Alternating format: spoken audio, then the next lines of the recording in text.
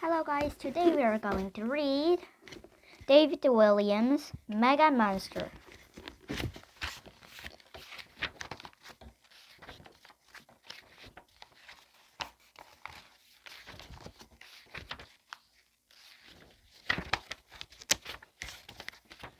Prologue. Deep in the midst of time, far away from the world we know, is an ancient stone castle. The castle is precariously on the top of the huge black rock jutting out of the raging sea. The rock is a volcano island. No one knows for sure where the volcano last erupted or when it might begin. The castle is a home to a school. Not just any school, a school where the naughtiest children in the world are sent.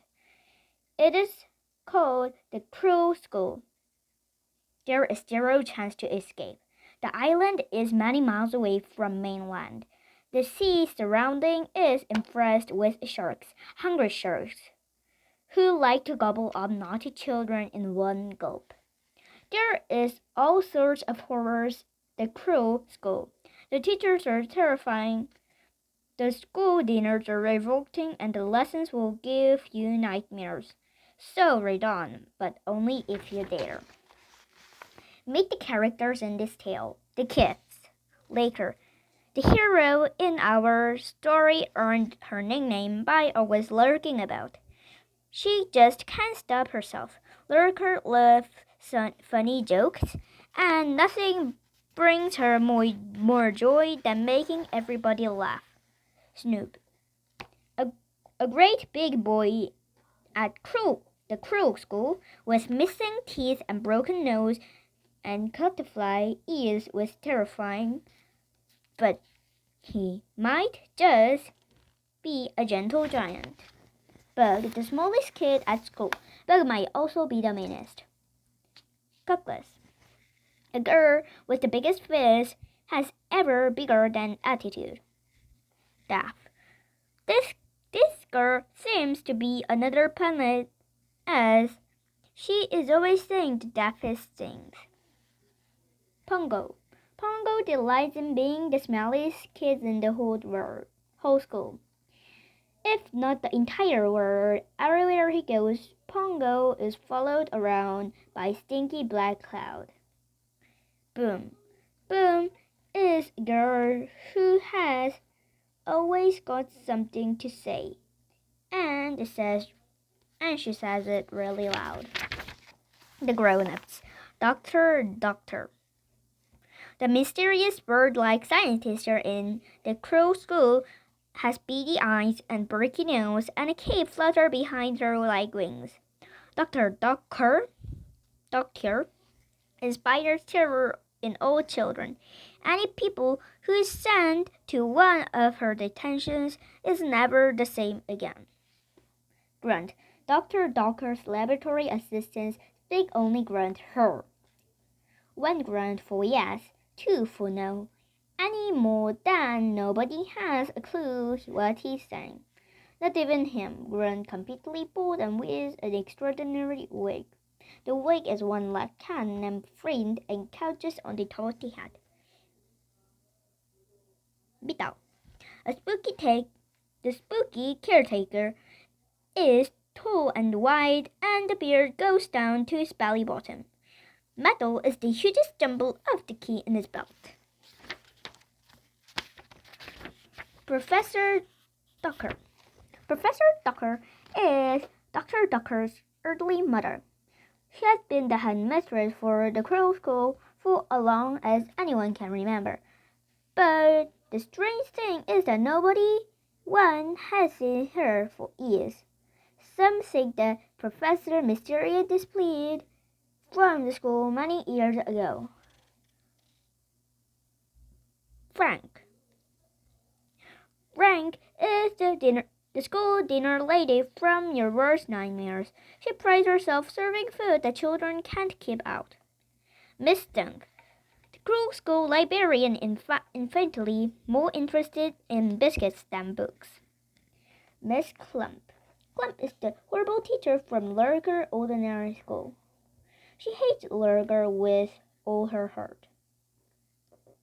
The boatman. The boatman is a mysterious hooded figure who transports children in the mainland to the volcanic island where true school is studied. A dice. A math teacher has a metal hand and 6 fingers on it. Digit has 11 digits total, but he thinks he has only 10. So Digit counts with his finger to solve math questions. He is always wrong. It is a pity for him, poor people, who has zero chance to getting the answer right. Mr. Black, the art teacher with black hair, black gold beard, black clothes, demands his people only to paint black. Miss Ball, sport teacher games a sore rough. Afterwards, her people were sent straight to the sick bay. Mr. Brush, the beard geography teacher, likes to bring all the danger outside in the world in the classroom. Miss Bliggett, the teacher takes class in languages that she herself invented, called Glabber. The problem is that Glabber is utter nonsense and completely impossible to understand. Any children taking an knife in Gibble doomed fail too. Last but not least, Worms. Robbie Gardner is nicknamed Worms and always has worms in his pocket. It spends most of the time pottering in the shed, talking to no one except his worms. His sent in the higher life in the cruel school, having been people for began gardener. The beasts. Friend, the evilest cat that ever lived. Friend has only one eye and one leg. However, the end of the leg in the paw is the longest, a sharpie that least Claude ever seen. She's not afraid to use it. Friend lived on the top of Grunt Bullhead. Squawk. Squawk is a pecan that claimed the tallest current of castle that incredible. Piglet is the replacement for school bells many broken years ago. The bells squawk to the single beginning and the end of the school day. Wormy. Wormy is Worm's imaginary pet worm. And finally, Mega Monster. This creature will remain a mystery for now. Part 1. Into the Darkness. Chapter 1. Lurker. Many years ago, in a land far away from our own, a wooden juggy reached out to the sea. Our adventure begins one night so still in the Iraq. The only light was that the moon, and the only sun was lapping off the waves against the jetty. Sitting on the jetty, shadowed by the moon, were 2 figures looking out to sea. One was short and one was tall. The short one was a child. The girl was short for her age, but always got noticed in the magnificent cheeky green. She was wearing an ancient duffel coat and torn school uniform. Her boots had holes in them, many of the holes. In fact, they would be easier to say holes in boot than them. She was an orphan. The girl's name was Locker. It wasn't her real name, but everyone called her Locker. So I will too. Locker's nickname is Locker because she was always looking about. Where did the octopus blush? She sat and smiled and creeping across her face. Not another of your silly jokes, Locker. I hope you would have learned your lesson, barked the grown-ups. She was a tall one, a teacher by the name Miss Clump. Clump clamped the monocle on her eye. The hairstyle, it looked, had been created paddle ball a pair of scissors. The octopus blushed because it's at the bottom in the ocean. That's not funny, sneered Miss Clump. I think you will find my joke funny if you include the word bottom. I forbid you saying the word bottom. Bottom? Asked Locker, her face moving with a cheeky grin. Bottom! But Miss, You just said bottom. Yes, I said bottom, but only to tell you not to say bottom. You said bottom twice. Stop saying bottom, said Clump, stamping her foot frustrated. Stump. The rotten wooden beam gently creaked under her.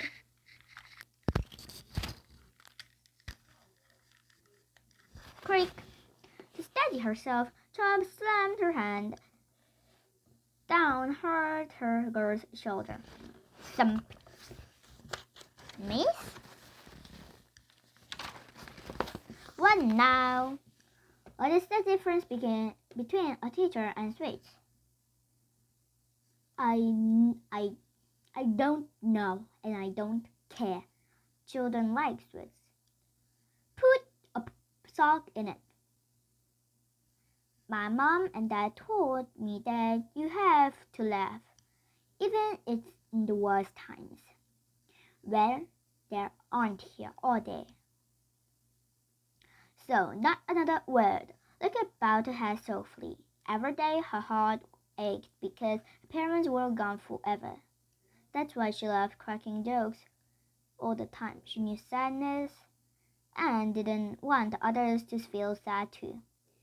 It made her happy to make other people happy. Just then a long wooden row of boats emerged from the fog that damped in the water like a ghostly curtain. Aha! Right on time, said Miss Clump, checking her watch. Every night at midnight, the Creole School boat comes and collects the latest naughty children. Rowing the boat is a mysterious hooded figure. Lurker gasped. Frightened, are you? Purred Clump. No, lied Lurker. Just feel burptastic. She forced a little burp. Burp, I got it, she added, thumping her chest. No, I'm really looking forward to it. I can't wait. The Creole School. It sounds such fun. Just one tiny thing, yes? Will I be there alone? Tom grinned glouchily. Just the rest of your life. So that is the end that we are going to read today. Let's see you on David William, Mega Monster, Part 2.